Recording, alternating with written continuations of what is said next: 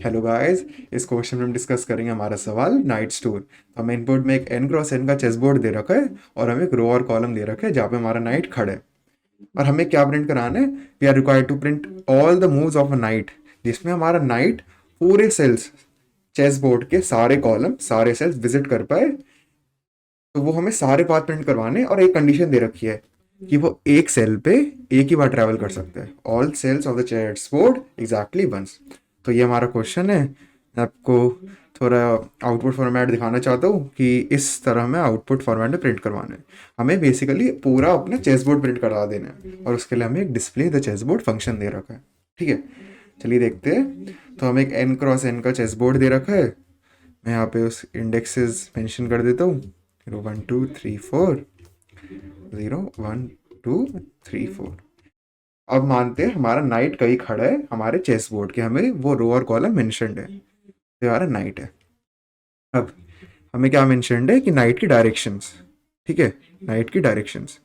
तो नाइट की total 8 directions है, मतलब 8 मूवमेंट्स में वो मूव कर सकता है। 2.5 कदम चलते हैं ना नाइट। और हमें फर्स्ट प्रेसिडेंस देनी है R-2 C+1। ऐसा क्यों देनी है? बिकॉज हमारा जो कंपाइलर है वो इस फॉर्म में आउटपुट एक्सपेक्ट कर रहा है, बस इसलिए। ठीक है, और क्लॉकवाइज मैनर में चलना है। तो 2.5 कदम चलता है ना, और हमें पहली प्रेसिडेंस देनी है R-2 C+1। तो इसका मतलब एक तो हम यहाँ पे जा सकते हैं, ठीक है, R-2 C+1। और देखते हैं, और नाइट की मूवमेंट हो सकती है कि अगर 2 कॉलम बढ़ाए और रो माइनस करी, 2 कॉलम बढ़ाए रो प्लस करी, 2 रो बढ़ाई कॉलम प्लस करी। अभी हम क्लॉकवाइज मैनर में चल रहे हैं, वापस रो बढ़ाई कॉलम डिक्रीज किया। ठीक है, और क्या हो सकते हैं? कॉलम 2 से डिक्रीज किया किया और रो इंक्रीज करी। आप कॉलम डिक्रीज किया 2 से, रो 1 से इंक्रीज करी, और रो 2 से डिक्रीज करी, और कॉलम 1 से डिक्रीज किया। तो ये 8 डायरेक्शन है ना, है ना। तो ये 8 मूवमेंट्स हमारे नाइट को अलाउड है। हमें वापस मैं बोलना चाहूँगा, हमें वो पाथ प्रिंट करने हैं जिसमें हमारा नाइट सारे सेल, जैसे कि मानिए फर्स्ट मूवमेंट हमारे नाइट ने यहाँ पे मारी, सेकंड यहाँ पे, फिर थर्ड का यहाँ पे, 4 5, ऐसे। अगर पूरा पूरा चेस बोर्ड हमारा नाइट विजिट कर लेगा, तो हमें वो चेस बोर्ड प्रिंट करा देना है, और उसके लिए हमें एक डिस्प्ले फंक्शन दे रखा है। ठीक है, अब बात करते हैं वापस कि जो हमारी नाइट की डायरेक्शंस है। तो नाइट टोटल 8 डायरेक्शंस में ट्रैवल कर सकता है, 8 डायरेक्शंस। ठीक है, तो मैं क्या दिखाना चाहूँगा, अब वो 8 डायरेक्शंस देखते हैं कि हम कैसे ट्रैवल कर सकते हैं। तो जो पहली डायरेक्शन थी, हमें देनी थी R-2 C+1 को, प्रेसिडेंस वाइज। नहीं, R-2 C+1, 2.5 कदम। और क्या हो सकती है ये? कॉलम हमने 2 से बढ़ाए, रो हमने 1 से डिक्रीज करी, कॉलम 2 से बढ़ाए, रो वापस 1 से इंक्रीज करी। और देखते हैं, रो+2, रो+2 कॉलम +1, रो+2 कॉलम -1। और देखते हैं, कॉलम -2 रो+1, कॉलम -2 रो-1, और लास्ट ये रो-2 कॉलम-1।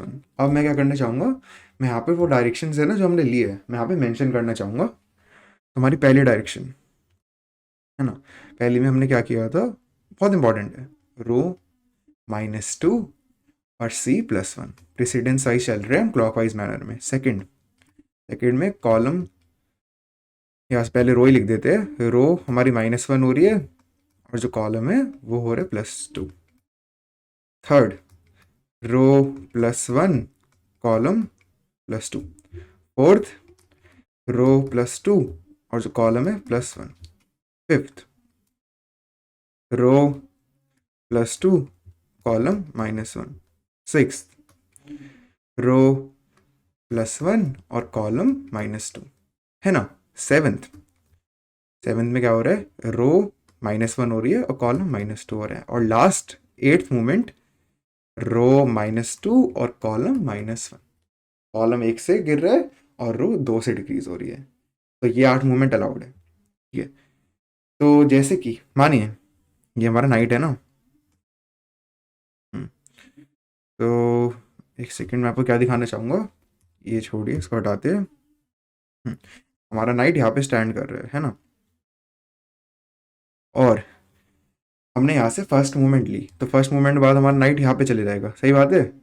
फिर हम अगर वापस फर्स्ट मूवमेंट की बात करेंगे ना, फर्स्ट डायरेक्शन की, तो हमारा नाइट बाहर निकल जाएगा। तो हमें ऑफ कोर्स जो इनवैलिड कॉल है, नेगेटिव बेस केस, उसका भी ध्यान रखना पड़ेगा ना। सही बात है। तो अब बात करते हैं थोड़ी इनवैलिड कॉल्स। ठीक है, कि हमारे लिए इनवैलिड कॉल्स क्या क्या है। यहाँ पे मैं लिख देता हूँ इनवैलिड कॉल्स।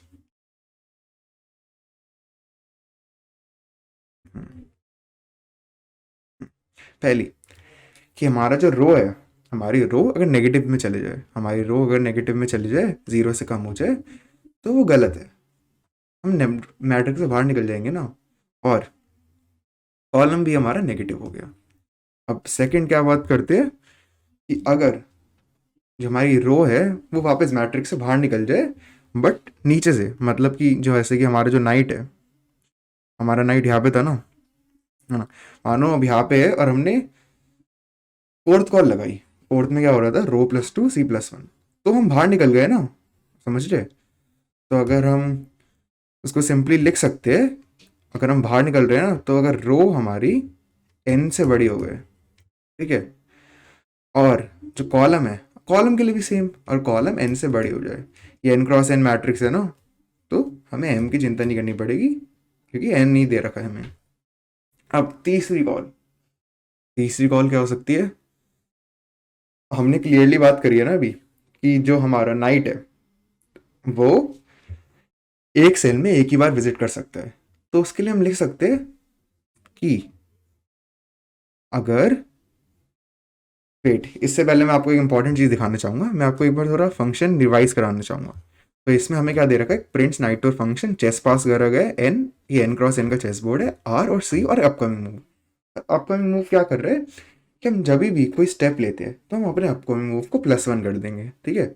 मतलब हम अपने चेस बोर्ड में अपकमिंग मूव को प्लेस कर देंगे। समझ पा रहे हैं आप। अभी हम इसको कोड करेंगे तो आपको बेटर समझ आएगा।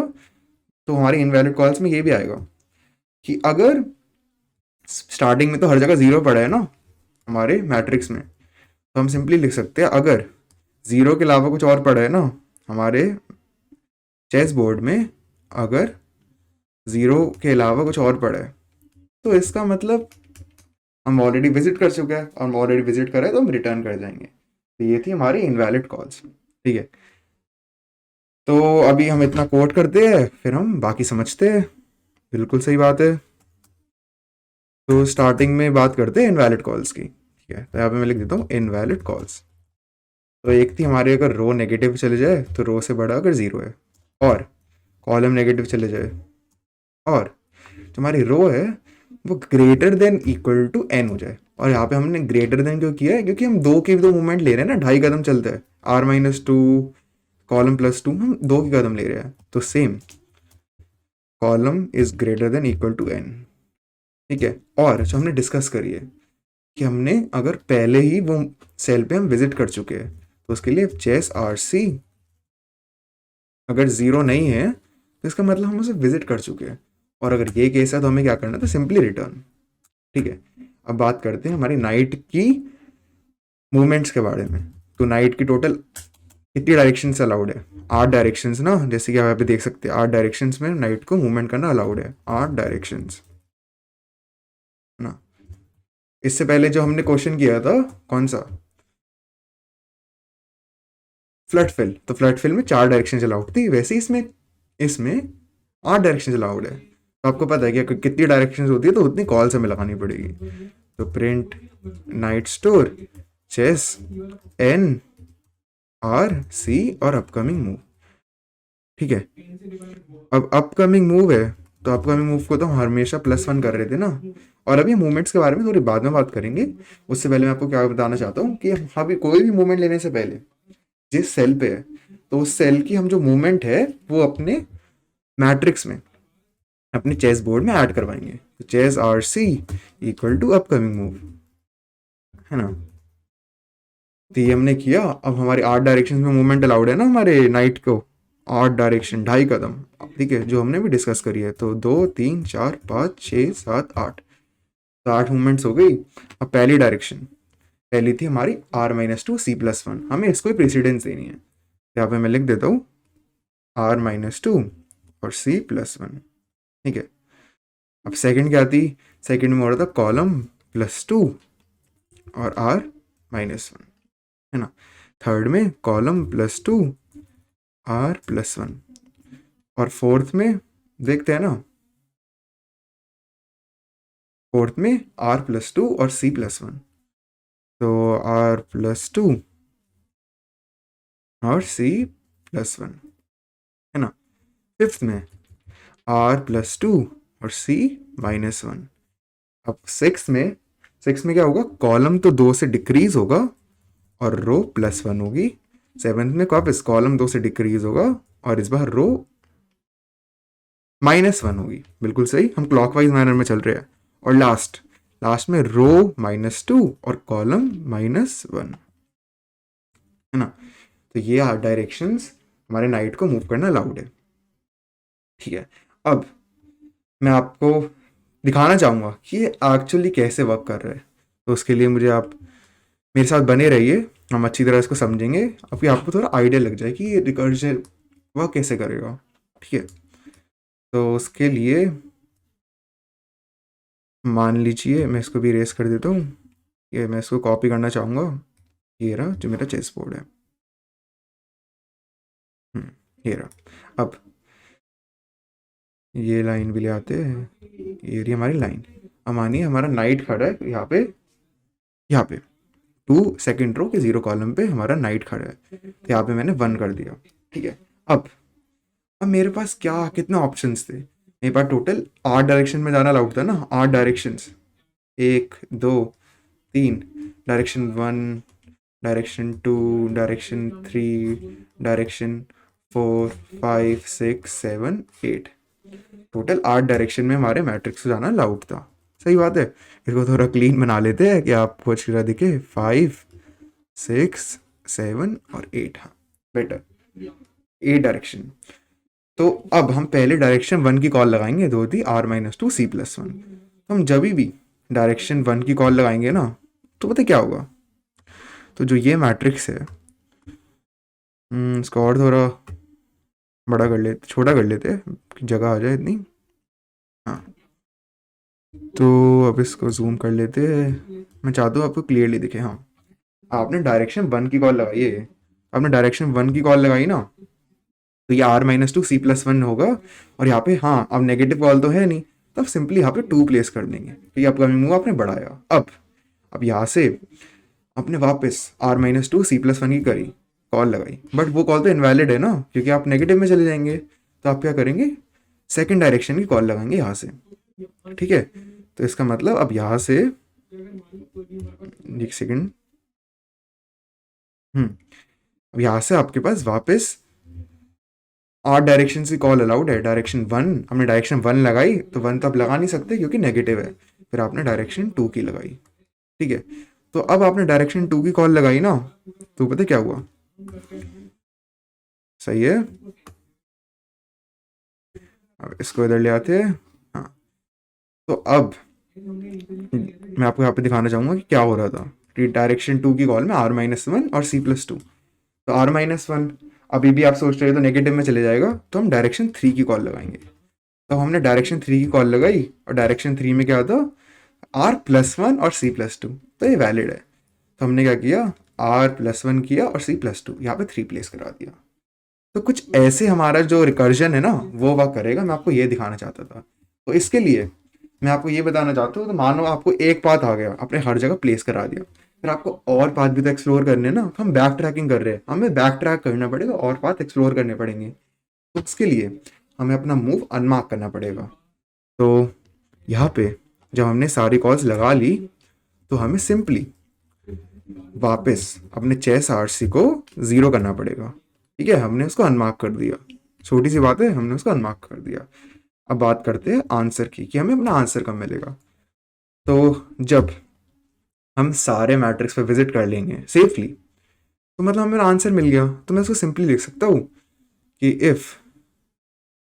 इफ अपकमिंग, यहाँ पे एक second, if upcoming move is equal to n/n, है ना।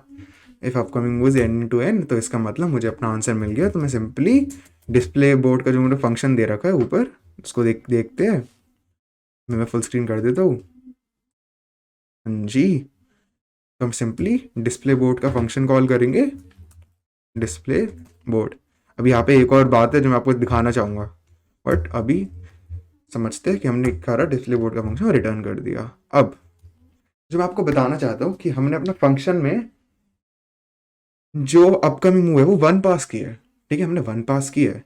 तो जब 125 तक चले जाएगा ना, तो तब तक 24 कॉल ही लगी होगी। अब मेरी बात समझ रहे हैं?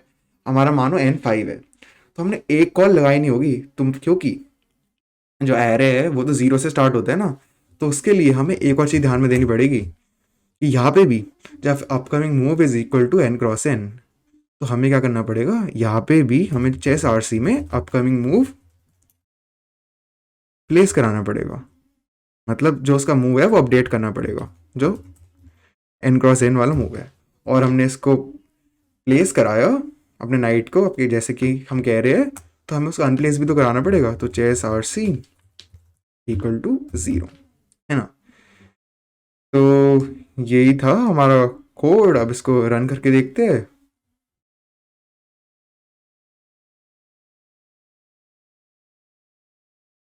जैसे कि आप देख सकते हैं ये एक्सेप्ट हो गया। अब इसको सबमिट करते हैं।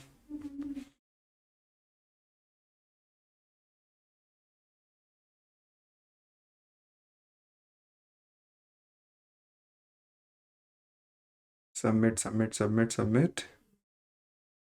Perfect, 10 out of 10। तो यही था इस क्वेश्चन के लिए। मैं आपको एक बार जल्दी से रिकैप कराना चाहूंगा कि हमने क्या किया। हमने डिस्कस किया नाइट की टोटल कॉल्स की कितनी डायरेक्शन में हमारा नाइट को जाना अलाउड है। हमने वो 8 डायरेक्शन कैलकुलेट करी। फिर हमने बात करी इनवैलिड कॉल्स के लिए कि क्या अलाउड नहीं है। समझ गए कि अगर बाहर चला गया मैट्रिक्स के, या हमने ऑलरेडी विजिट कर लिया, तो वो अलाउड नहीं है। फिर हमने डिस्कस किया कि हम कैसे एक्चुअल रिकर्जन में वर्क करेंगे, कि हो क्या रहा है रिकर्जन में। और हमने बात की कि हमें और भी तो पाथ एक्सप्लोर करने हैं ना, तो हमें उसको अनविजिट भी करना पड़ेगा। तो यही था इस क्वेश्चन के लिए। अगर आपको वीडियो अच्छी लगी तो लाइक, कमेंट और सब्सक्राइब करना मत भूलना। Thanks for watching.